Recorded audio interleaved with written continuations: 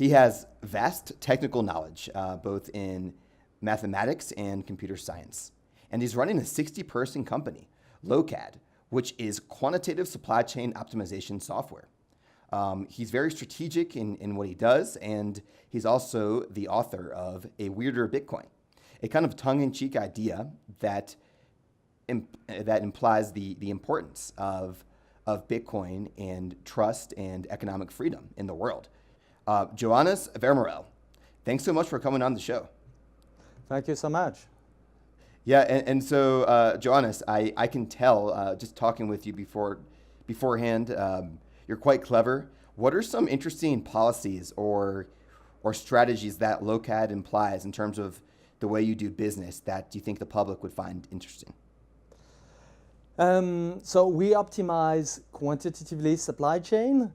It might sound very abstract, but the reality is the world has gone global. I know it sounds like obvious, but literally the world has decided that half of the stuff that you're actually using in your daily life is produced in China, in the other side of the world if you happen to be in Europe or in the US.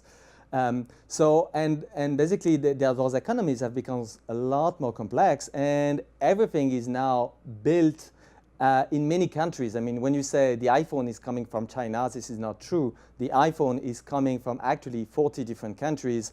You have parts that are manufactured in Taiwan, some in South America. I mean, it's very complex. So those supply chains are very complex, and the very good news is that you get stuff for a much lower price. You know, those lower prices where you can buy a super cheap T-shirt, it's thanks to this globalization. You know, it didn't fall from the sky. So, and the only downside is that suddenly it becomes very complex, and if you want to optimize it, you need computers. And that's exactly what we do. You know, it becomes so complex that you need computers to do more supply chain optimization. That's what Lokad does. Perfect. Okay, makes sense. So that's what Lokad does. I guess I was aiming a little bit more towards company policies. You mentioned, how you reuse batteries or the culture, because just working with Alexander, who's doing a great job on the sound and helping you out with this interview, I can tell that you're very organized. What's the culture at Lokad like? I mean, first I would say it's difficult because I've brought a lot of very, very smart people. So I'm primarily speaking for myself as a CEO, but I'm not the only one to have a valid opinion on this matter. But sure. I believe is one key idea is that you need to fall in love with the problem, not fall in love with the solution. You see, so the world has, I mean, you can do something better for the world, but first it needs to understand the world a little bit. And the good news is that your understanding of the world will remain even if your solution gets obsolete. You know, that's what technology is about. You know, things change all the time, but what do not change is fundamentally the problem. And that's a very interesting perspective, and it applies also, I believe, to a large extent to Bitcoin and to what we do in general. The culture is, you know, how can we do something better? And usually, the only thing that prevents us at Lokad from doing something better is that we don't have a sufficient grasp of the very problems that we are trying to solve.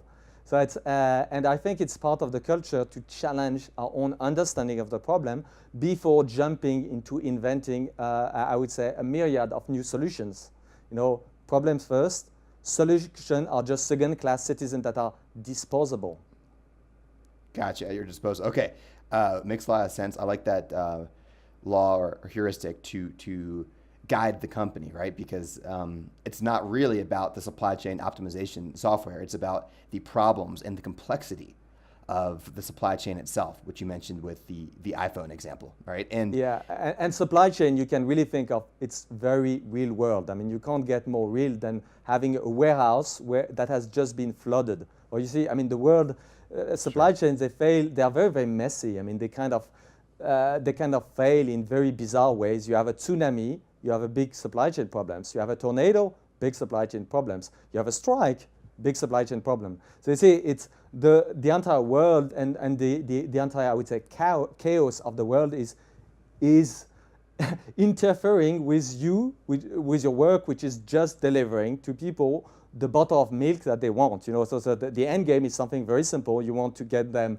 the food they want to enjoy, their clothes and everything. I mean, it's very mundane. It's very simple, and yet there is so many problems that just seems to like an inundum stream of very bizarre stuff that keeps happening. This is supply chain for me, and that's make them very interesting and very quite funny. I mean, business-wise, people would not see it that way, but I think it's a very interesting area.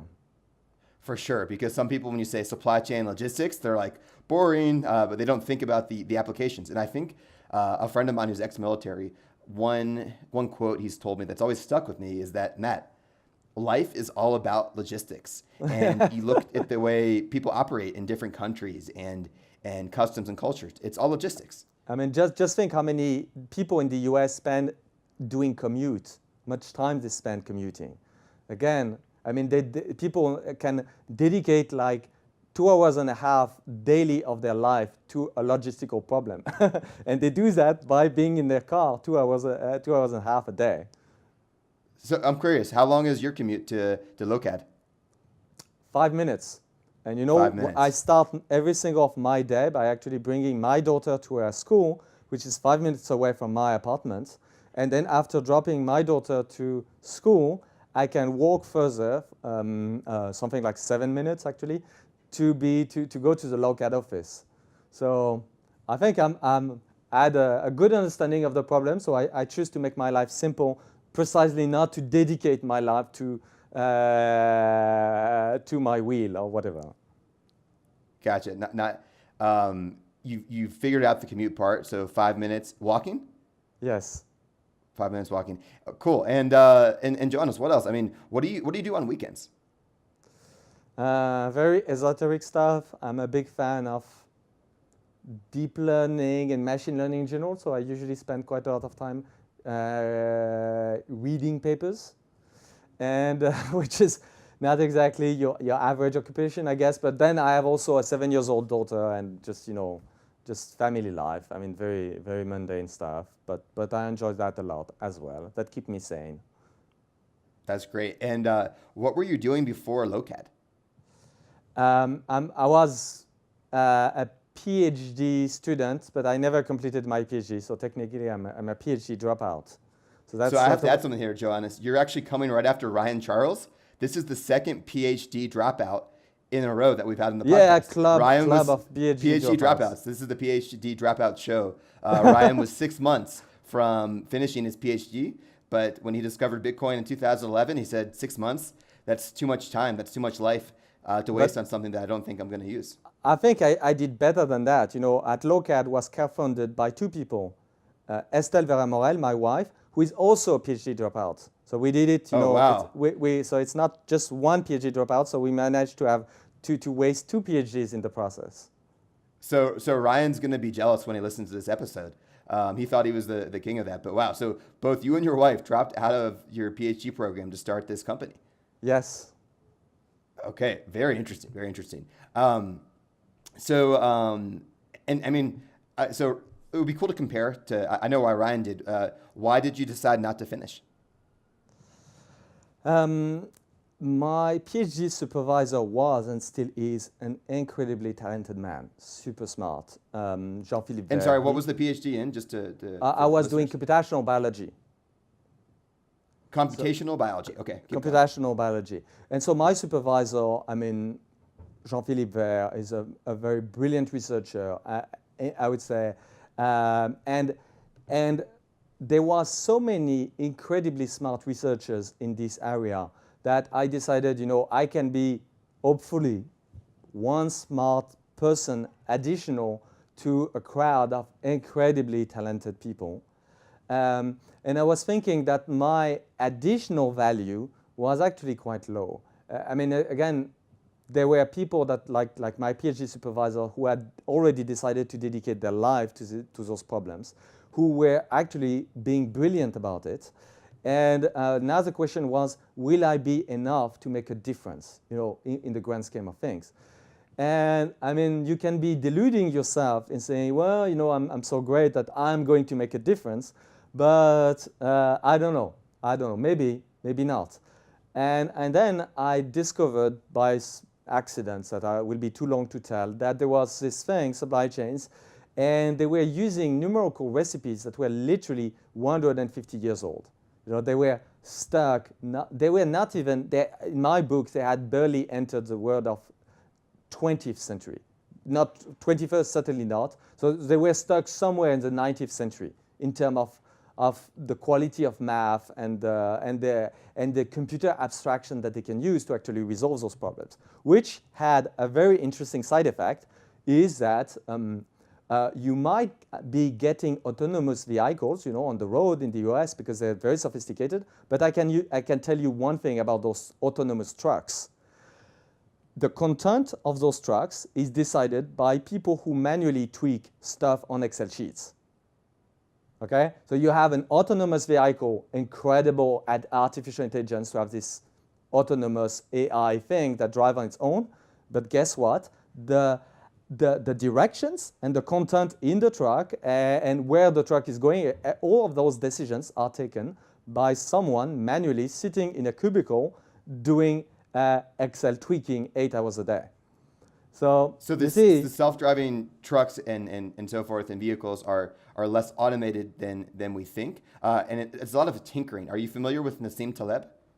Yes, absolutely. I'm a great fan of the Black Swan, Anti-Fragile, and the last one, Skin in the Game. They are all, piece of art. Yeah, I agree. And we'll link to Nassim Taleb's books. I think Skin in the Game was quite interesting. And I actually have a couple of political questions for you about France based on some of the things he mentioned. And we'll get to that later. But yeah, I think that he makes a great point that obviously academia, there's some shortcomings there. There's no doubt that university research has some very smart people and they contribute to society, but it's maybe overestimated their final contributions to inventions, which is just a lot of tinkering, playing around, breaking stuff until you find something that works. And but so listen, so Joannès, let's bring in Bitcoin. How did you discover Bitcoin? I think I discovered Bitcoin in 2011 thanks to probably an intervention from Roger Ver, although it's not overly clear to me, but I think it was probably a talk given by Roger Ver, who managed to slip into Hacker News. I'm a very, I would say, recurrent readers of Hacker News, and basically it made its way to Hacker News, and from there I read the paper, and from there it had captured and probably forever my interest. Okay, now question for you. Now, and again, listeners, Joannès is obviously a very intelligent person, but we want to make sure that he explains all the concepts that in layman's terms, right? And so my grandma could understand this podcast. And so I want to start with some of your thoughts on Bitcoin. You mentioned the moral compass. Yes. Explain the moral compass as it relates to Bitcoin. So, it's my own personal explanation, Sure. So I would not claim to have like a universal explanation. What got me interested into Bitcoin? It was not money. It was something that came with the money. And then money is required, but it was not what got me interested. So let's jump to what I saw that really got me interested. And I think Roger Ver saw exactly the same thing. What got me interested is a very simple idea, is that individual economic freedom, so basically when you're free to earn money by your work, it doesn't fall from the sky, it's just you work, it creates wealth that you can capture for yourself in a very selfish way. By the way, it's selfish in the sense that you get the money, but then you can be generous about it and give it to others. Having the money in your own hands doesn't prevent you from being a good person and being generous from people that are not as lucky as you are of having that much money. But in order for you to be able to be generous, you need to have money in the first place. So how can you, if you want to be able to give to the poor, first you need to have some money in the first place. If you're poor, you can't give to the poor because you have nothing to give. It's a very very basic thing. And so what I saw in Bitcoin was an ability for people to just claim in a very reliable way, secure way, the wealth that they have acquired through their work. And because they would be able to do that, even if people that are, I would say, evil, that want to enslave them, in a way, even if people who want to enslave them, it will give them, a way to kind of one additional degree of protection against people who are just willing to just enslave them. Again, Bitcoin is not going to solve all the problems of the world. It's just one extra little thing, but it can make a difference. It can make a difference. So what captured my interest was by giving people additional economic freedom, it was a way for people to give them more capability to do good. And then obviously if they want to do good, they have to be good people, because obviously if they are like criminals, like everything, they will use a hammer to break a window and steal something from your car. But that's not because the hammer is bad. It's because the person who is using the hammer is bad. Sure. Okay. So I want to define these things. I'm going to continue throughout this interview. I'm going to force you to define these things just in case people are not aware. So economic freedom, why would Bitcoin provide more economic freedom than, let's say, the euro? First, I didn't get to choose the euro. I was born too late to have my say in voting for the euro in '92. So I was not, in legal age to vote. I didn't say I would have voted against the euro. Don't get me wrong. I'm not saying I would have voted against the euro. What I am saying is that it's very relative. When you say it was a democratic vote, yes, but it was a democratic vote done by my parents, not me. So yes, the euro is, so I never got the choice. So you see, people say, oh, we have democracies, but the reality is that democracies are made of choices made by other people. I never had any vote in most of the laws that apply in France. They were voted way before I was even born. It's not necessarily a bad thing, but I never got any, way to say, in a democratic sense, Bitcoin, everybody, it's voluntary. Nobody forces you to use Bitcoin. You think that Bitcoin is evil? Don't use it. Nobody is forcing you. But the euro, it's not the same. The euro, by law, I am complied to use it for many things, like paying my taxes and everything. So basically, the euro, I don't get to choose. I'm not saying that I'm complaining about the euro. Okay, don't get me wrong. I think Europe has many tons of other problems that are dramatically more important than the euro. But nonetheless, I never got to choose, and I think Bitcoin is bringing choice.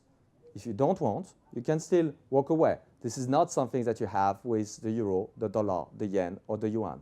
The people that have to use it, the choice has been made for them.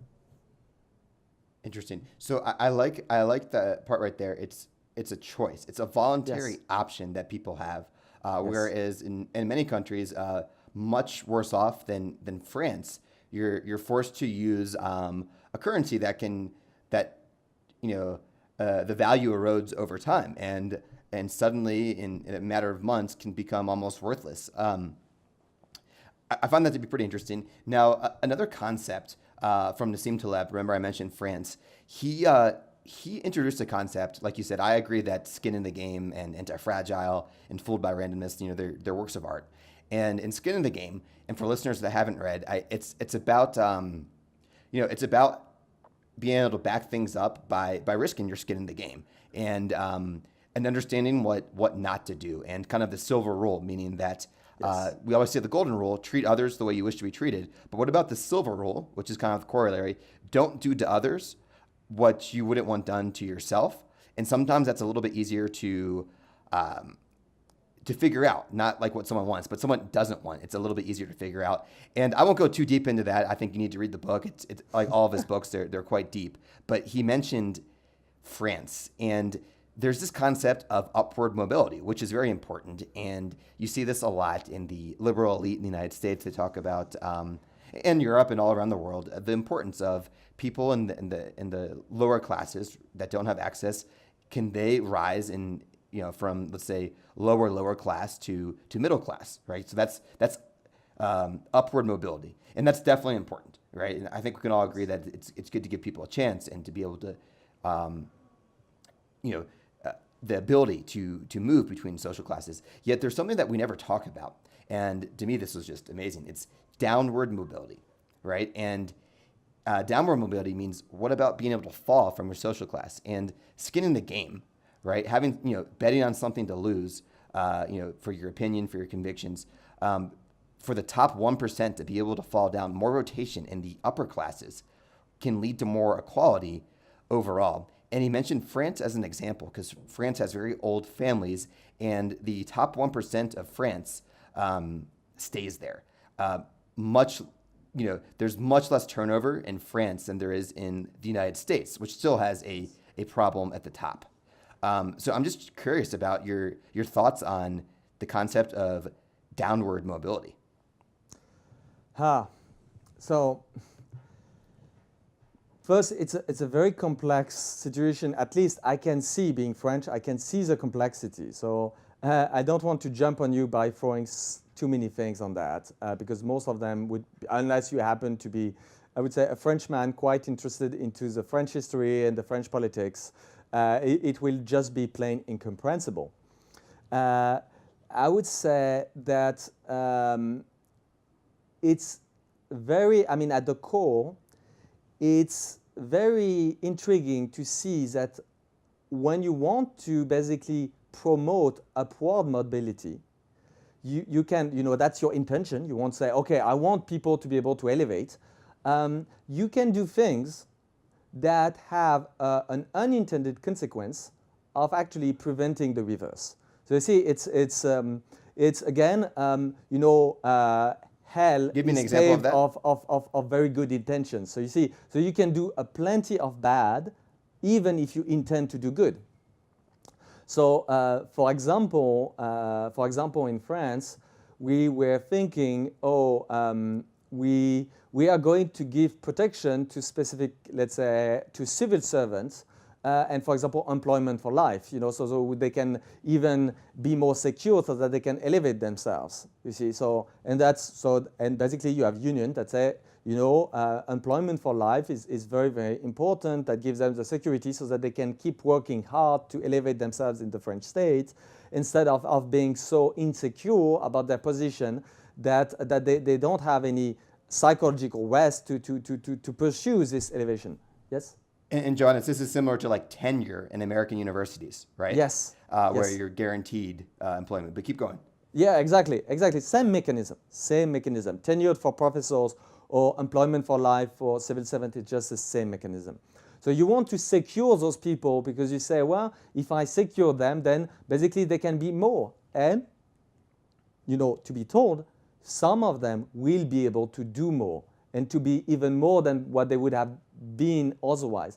But the problem is that when you do that, you also, for a large portion of people that might not be the heroes, so we have the heroes that will become true heroes thanks to this sort of goals.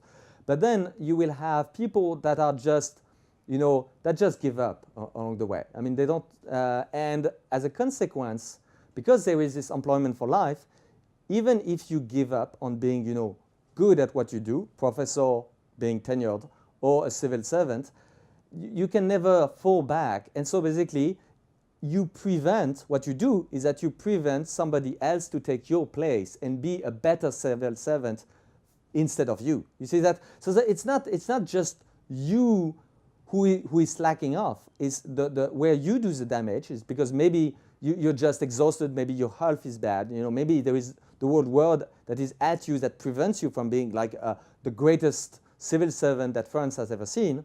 You don't pick to choose your health condition. But if you stay in place, you're certainly preventing somebody younger, somebody more energetic, somebody smarter to take your place and do what you cannot. You see, this is exactly sort of things where sometimes when you wanting to do good is not enough. It's the intent is not enough. It has to be real. It's and I would even go further that at the root of most of the problems that France experience is the idea that you want to do good, but you're too naive about it. You know, you want to do good, but you're naive, and so you end up with a small percentage of people, you know, because it boils down to have like a few tiny percentage of people that can do immense damage because the system doesn't have a way to flush them out. You know, like I think France, like most, you know, functional societies, the vast majority of people are waking up every morning and they want to do good. It's actually, as an employer, I think it's very rare to see people that are really up to no good. It's very rare. Okay, and that leads into, so first off, I really appreciate that. And I think it goes back to skin in the game. The idea that incentives are the best prediction of human behavior. And I think when people talk about solving these rather complex problems, there's going to be no perfect solution, but that's a huge problem. And you see this when the incentives are not aligned, the way behavior changes for professors once they get tenure. You know, they're like, I didn't really like having those extra class hours or whatever it is that they had to do before they got when they were on trial. We'll say to be approved for tenure.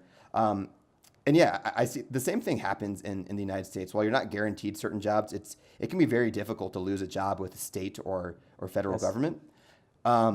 Joannes, and this is interesting too, and the whole idea of choice. So I think a lot of Bitcoin, you know, it comes down to that by only having access to one currency, whether that's the euro or the US dollar, at the same time, that's who creates that money, and those are the banks and you know, the mint and the Federal Reserve, at least in the United States, which is you know, goes hand in hand with the government, right? And so as you see with competition, my favorite example is Uber and taxi.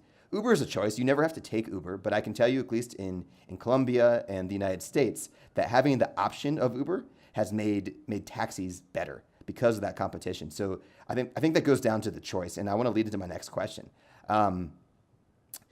This is from your paper, Weirder Bitcoin. So quote, Bitcoin is cash, not out of convenience, but out of necessity, because cash is the most unifying social contract known to humanity to induce virtuous behaviors. So cash being a social contract to create virtue. Please explain that to us in layman's terms. Okay, it's a very, I think, a very profound question is what makes a man, literally, or a woman, you know, what makes us so different? You know, people have been trying to get the answers. For example, some philosophers says laughing is what has make us human, but it's not true. Big ape, they do laugh. You can make a joke and get a chimpanzee to laugh. So sure. It's not necessary. Sense of humor is not something that is defining humans. Chimpanzees have a sense of humor.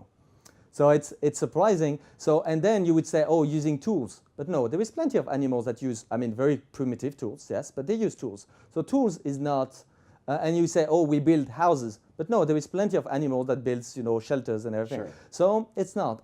And when, one of my very basic explanation of if I had to define, Arthur C. Clarke had a crazy definition of how do you define sentience, and he was saying, well, you are able to maintain life in orbit. Okay, that's a crazy science fiction perspective. If you're smart enough to have astronauts that don't die from vacuum, they are probably sentient, but it's like super weird science fiction definition.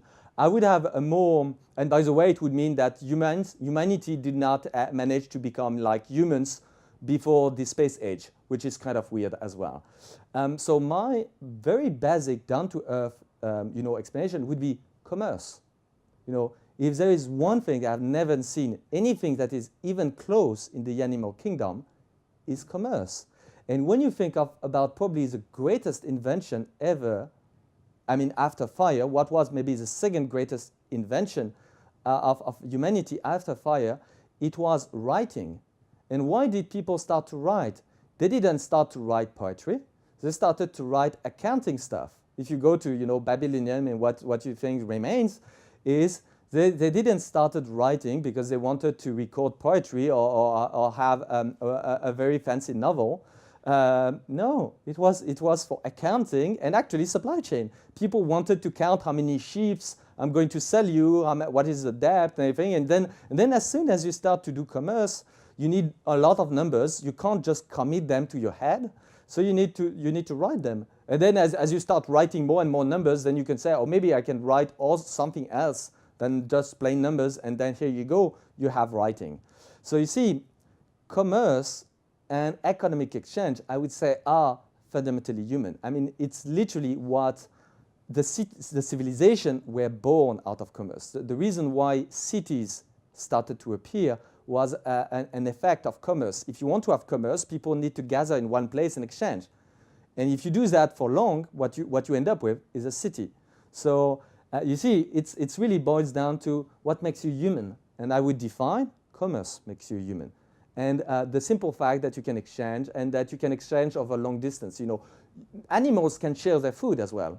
But you know, it's a very local thing. They are not going to transport food from one region of the world to the other to have an exchange and go back the other way, etc. No, it's a purely human thing. So I would say commerce is that. And that brings me to Bitcoin. Why Bitcoin is necessarily, why it was a necessity. Why is cash a necessity? It's because I believe to a large extent, Bitcoin did capture something that was essential in being human. You know, something that is essential to the point that it almost defines you as being a human being, you know, in a better way than your DNA. Again, your DNA is 99.9% of your DNA is the same of the one of a chimpanzee. But my grandma would argue that she is not a chimpanzee. And she's right, she's not. She's not a better chimpanzee, she's something very different. And I would say, and reason is that because like most humans, she could actually engage in shopping. With chimpanzees, we never do. Great explanation. And yeah, I think the public sometimes look at commerce as cold and business, but and we'll get into heat in a second. But like I look at it as the opposite: doing business with people around the world, working on teams at Bitcoin.com with people from around the world. Commerce can bring people together, can bring peace in between human beings from different cultures and countries and cities. And I think Taleb talks about that in the Levant without going down too far of a rabbit hole. But yeah, that's a great definition.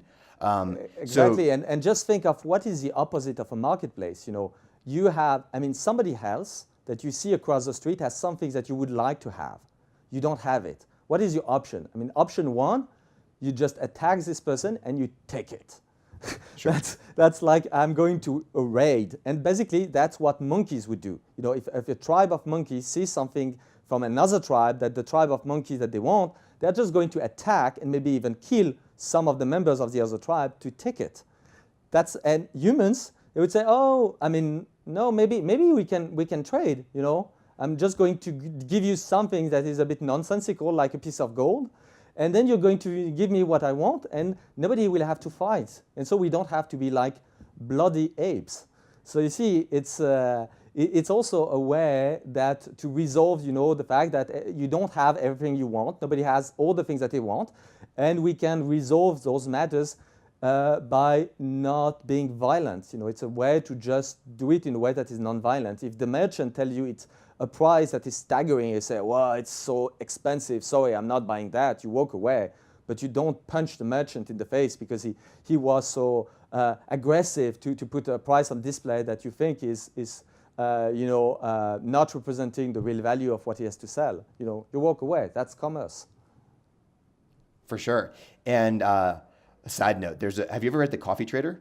It's a fantastic book. It's like a historical fiction about a Portuguese coffee trader in 1500s or 1600s. I won't be able to tell you what date, but I'll send you a link to the book after we finish. But it talks about that. And that looks fun. Oh, it's fantastic. You got to check it out. And listeners as well. We'll link to all these books that we talked about today. And Joannes, so that's interesting. So we've talked about the importance of economic freedom and how cash is a form of expression, and it's unique to human beings, to Homo sapiens. So another thing that people talk about is mining. And you see in the news, they're like, oh, well, by 2022, if Bitcoin keeps up at this rate, all the electricity used for mining, we won't have enough on Earth. It's a waste, blah, blah, blah. And you mentioned that proof of work, also known as mining, listeners, you know, you called it the purest form of conversion of electricity into trust. So if you could break that down, again, I'll say layman's terms, why is mining, proof of work, the purest form of conversion of electricity into trust? Okay, let's keep it, I would say, in step, because it's a complicated, again, a very complicated question. First thing I would tell is, when you see a lot of people doing something that appears to be very strange, I mean, that's what life told me, is that usually there is a reason that you don't understand. I mean, again, those people that are doing that, they are not idiots. I mean, you cannot assume that like hundreds of thousands of people are doing something, the same thing, just because they are all idiots. Usually, it's because there is something that makes sense. I mean, and that's why religions from afar, you would say, oh, that's so weird. Why do they do that? But there is usually some very, very good reason for them. It's just that they are difficult to comprehend. So first, I would say, when you see mining and there are all those people who are doing things that appears to be making no sense at all, my first advice to people who are listening would be, pause for a second and just try to maybe assume that there is something that you don't know. There is something going on that cannot just be explained by there is so many people who are, just a big bunch of idiots. I think, it's safe to assume that it's maybe more than that. Especially because it has become so big. So probably there was something big as well. Okay, now what is this something big? The idea is, the problem is that money is all about trust. You want to do an exchange, for commerce. You want to, for example, somebody is going to sell you a sheep, and you would think that, oh, I'm directly going to give this person, let's say, I don't know, I'm just going to give him something like a cloth. We are going to bargain something, something for something. And but the reality is, no, you give him money. So and by the way, I believe that humanity never went through the bargaining phase. It was money from the very beginning. But that's a different discussion. So basically, you exchange something that is very real for something that is fundamentally not real, that is money. So you need to trust that this very thing that is weird, that is money, is still going to be worth something later. So it's all about trust. And now the question is the quality of the trust you can have in the money will define pretty much the quality that you have in the money itself. The quality of the money is pretty much defined by the amount of trust. Now, the problem is that who is in charge of this money, of making it work? Somebody has to be in charge. I mean, even if it's gold, you need to have somebody to mint the gold. No matter how you do it, as soon as it's physical, somebody has to take care of it. It doesn't fall from the sky. So the question is, can you make sure that those people have it's in their best incentive to do whatever they can to make sure that your money remains money? For example, people would say gold is good. They say yes, but if you look at history, what people were doing was, you had a piece of gold, a gold coin, and they would actually scrap some parts of the gold coin. So actually, the coin would look like, a €1 gold coin, but actually they would scrap some parts so that the coin would, over time, get lighter and lighter, so you had less and less gold into your coin. So you see, you had problem of trust, and you have many ways to cheat the system. And especially the people who are minting the coins, they can cheat by minting a coin where it's still printed €1 or one whatever, and then actually it's a smaller coin. And they do it gradually so that nobody can see. There is a whole history of that. So again, it's all about trust. And the problem is, how do you have a money where you do not create incentives? So you create rules of the game so that nobody has an interest of cheating. That's a weird way. And the very bizarre things about Bitcoin is this proof of work is by creating a sort of work, a very special sort of work that cannot be gamed. Or kind of. I mean, it can only be gamed. So basically, what do I mean by gaming the work is that you can do this thing, which is maintaining the money, and creating wealth for yourself on the side, as a way to kind of, game the system. And again, it's all about gaining the system, because these things that you make on the side can actually make the whole money, degrade the money to the point that you cannot trust it as money anymore. So it's a very... Define that again. That's an interesting concept, but why is making money on the side, why would that degrade the trust? Let's imagine, for example, that I can have a computer, instead of doing some kind of nonsensical algorithm of hashing as it is done for Bitcoin right now. So the current type of mining. Mining is basically a sort of solving puzzles, but a very weird sort of puzzle that serves no purpose whatsoever. What about solving a puzzle that would make sense? People were, for example, discovering new drugs. And you can have a sort of computer puzzle where you can even define a molecule, where you can invent a new drug, and that's your computer game. But then the problem is, if you do that, and I discover a new drug, what is my incentive? I am a pharma company. I want to keep this thing private. Why? Because I want to patent it. So you see, I'm solving a puzzle, but if my solution is very good, then it's in my interest to keep it hidden for a while until I get the patent. So you see, I end up with, so suddenly I'm not so much involved into preserving money. I'm involved into actually making better drugs, which is a good thing. I mean, we need better drugs. There are certainly terrible diseases out there. But you see, I don't want that the effort of people creating drugs should not, disrupt and potentially demolish works against the money. You see, it has to be kept separate by design. And the weird part, and that's where Bitcoin has been very, very, very weird, is that you can actually engineer something that is kept isolated. And that's what proof of work is about. So proof of work is keeping isolation and using electricity to convert electricity into trust and to this freedom we talked about. And you mentioned in the beginning with your company, problems and solutions, right? How, focusing on the problem, lack of trust, censorship, control, lack of democracy and money. And so making sure that the solutions are towards the actual problem. And then incentives make sense too, because you have skin in the game. You have to risk, the ASICs mining, the graphics cards, computing power, and the electricity you pay for that in order to secure the network. Fantastic. Now, one last question to finish off here. Another interesting quote from this white paper, or whatever you want to call it, a weird paper. There can only be one Bitcoin because economic freedom is not additive. And additive meaning that you can't, freedom is freedom. You can't double freedom. Explain that to us. I mean, the only explanation I could think of that was really, kind of making sense was also kind of a joke that is listed in the paper, is that, just think of the US Constitution.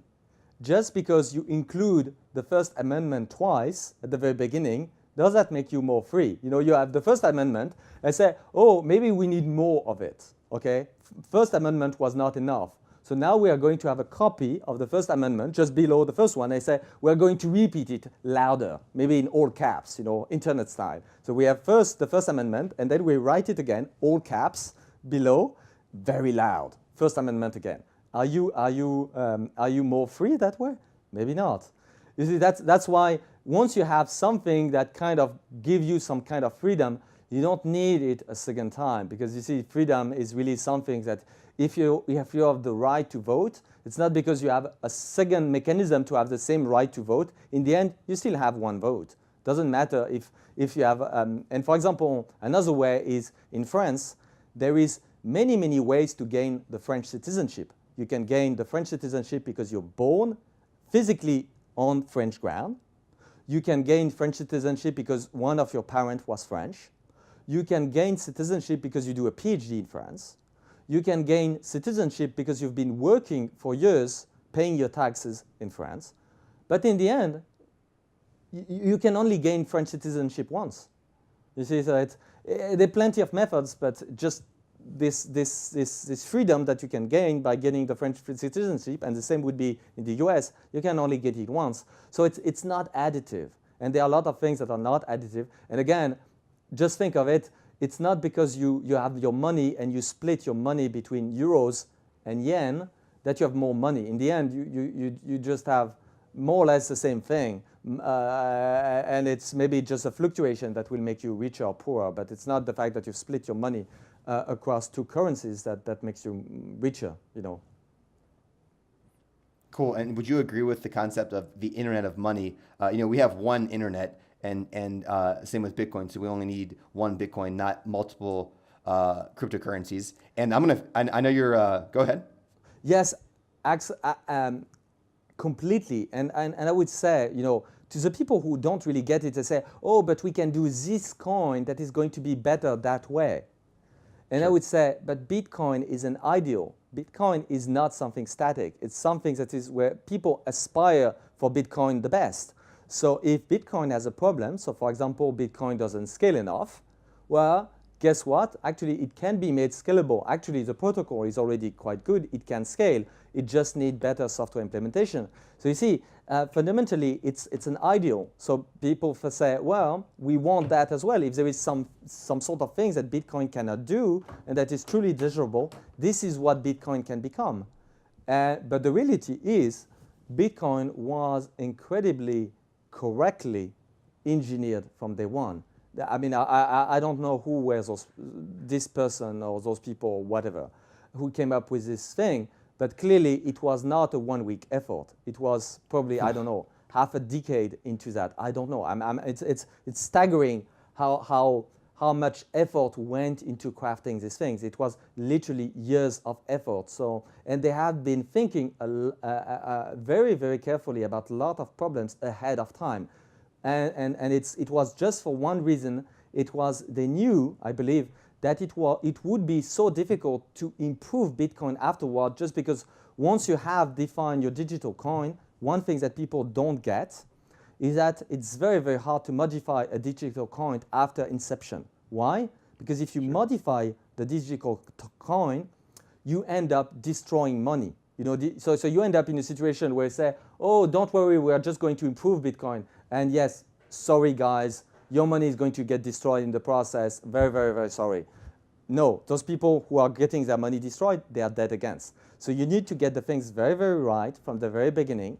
And the only thing that whoever Satoshi Nakamoto's was, the only thing that he didn't get right was a complete industrial grade implementation for all the parts of Bitcoin. So it was more like a prototype client for a very carefully thought framework, and so basically and protocol. So the protocol was incredibly tight.